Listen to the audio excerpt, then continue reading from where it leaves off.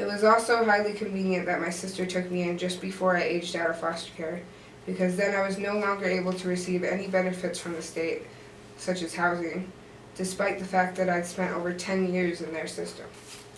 3 days before I graduated, I was hospitalized for heart failure due to the long-term effects of the ADHD medication that they've been giving me.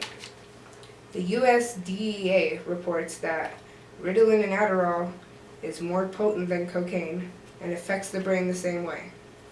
Side effects for stimulants include suicidal, violent, and psychotic behavior, as well as heart attacks, irregularities of the heart, heart failure, stroke, sudden death, and psychosis. I still have trouble with my heart today, but it's considerably better since I stopped taking my medication in 2010. I want people to know that I've been where you are, and I can personally tell you, you can get better if you fight. Don't give up. I know what it's like to stop caring, even about yourself. Before I went to foster care, I was an extremely happy, talented, creative child. I loved to dance, sing, act, draw, play. In fact, I was so over-creative that my mom even sent me to the Wiseman Center to be extensively evaluated. The evaluation covered both sides of my family, and their verdict was that I simply needed a drama class. I have no doubt in my mind that the professionals there would have been able to detect some kind of chemical imbalance, depression, or ADHD in me, but they didn't. I was simply overdramatic. I don't know any children that don't have a lot of energy. So how is that classified as ADHD and treated with harmful drugs? A lot of these things don't make sense to me. Innocent people everywhere are being chemically hijacked in their own mind, to the point of no return in some cases. I speak from first-hand experience when I say the drugs did more harm than they did good. I felt as though I was being fed stimulants just so I would shut up and be someone's personal slave. Eventually I was turned into a zombie. It was like I was sleepwalking or living in a clouded reality. When I turned 18, my Medicaid got cut off. I was no longer to get any medication or receive any benefits.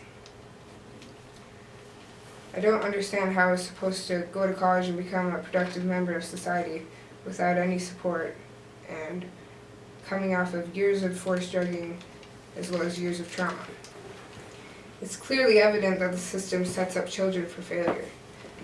In fact, 70% of youth desire to go to college, but 6% succeed in getting a 2 or 4 year degree. Each year, 27,000 youth age out of foster care. 40% of them have been homeless or couch surfed since, including myself, and 60% of the males have been involved and convicted of crimes. Well, I happen to fall under that category as well. It's clear that they're just trying to keep me in the system as a source of revenue, because they have no other way of making money.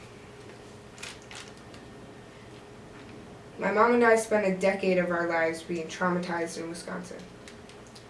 I've recently been diagnosed with dissociative amnesia disorder because of it. Only this time I know better than to seek help from my government. If you can relate to this story or have something to say, please do. It could mean the world to somebody. I'll never stop fighting for my mind, spirit, and above all, for my freedom. I had no self-esteem. I was violent. I suffered PTSD flashbacks, ultimately lost myself, literally forgot who I was, and my childhood was robbed from me. I can't change that, but I can do something about the future. The problem is they intend to lock me up in prison before I can. If anyone has any advice to help me clear my name and move on with my life so I can help others, please contact me at taeliscu@gmail.com. And if anyone just needs a friend to talk to who understands and cares and who's been there, feel free to contact that email as well. Releasing yourself from imprisonment in your own mind is the hardest thing I've ever done. I had to relive my whole life and accept it until eventually the flashbacks went away and I was able to begin to heal myself. I'm still healing today. The worst part was watching me, my mom, and my sister fade away into nothingness. When you looked into our eyes, we weren't even there. There's only one thing that gave me the courage and the strength to go on, and that was the kids who are still being abused, my compassion for them, and my love for my family. Once again, I'd like to thank you for this opportunity. You want me to ask questions now? Let me get my question in. What was the hardest part of being forced to take the drugs?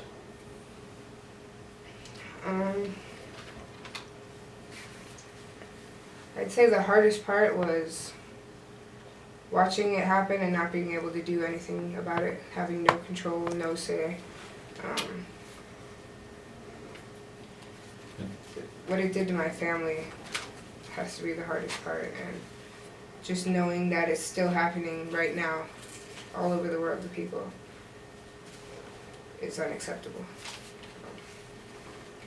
Well, were you ever in the system in New Mexico? I mean, whether it was the adult system or the juvenile system, and if you were, was there a comparison? I was in New Mexico. I sought help. Different system? Oh, definitely. I went to a place called Sojourners, which is a branch of LifeLink, and they help with battered and abused women and housing and stuff like that. And I went there, sought help, and I told them my story. And that's where I was recently diagnosed with dissociative amnesia disorder.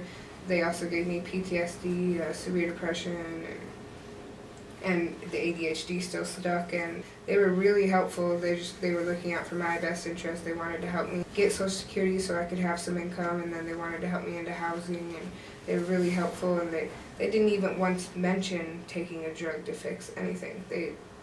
They're all about peer support and, you know, finding stability and independence for yourself, and then healing yourself through creative outlets and anything but psychiatric drugging. So in Wisconsin, it's definitely a different setting.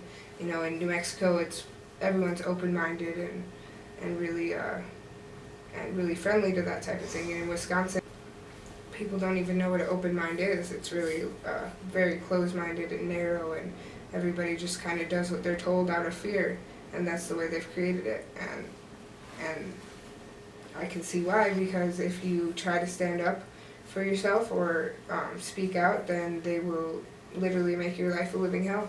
They'll take your kids and mess with them until they've driven you crazy. In one case, one of my mom's long-term friends that she actually met in the mental hospital has autistic children, and they took her kids, put them in foster care, and then lost them. And then when she tries to contact her lawyers about it, they intercept her mail, and she's unable to do anything, and she can't just pick up and leave with autistic kids with nowhere to go, and so she's stuck there, and they're constantly messing with her life and her children to this day. And it's just really sad to see so many different cases, so many different people, and it's just okay, and they can just get away with whatever they want because they have the power to do so, and everybody's too afraid to stand up because the people that do stand up are made an example of. And I'd say it's very, very different, Wisconsin compared to New Mexico, very different, and it needs to change. Good. Good? Yeah.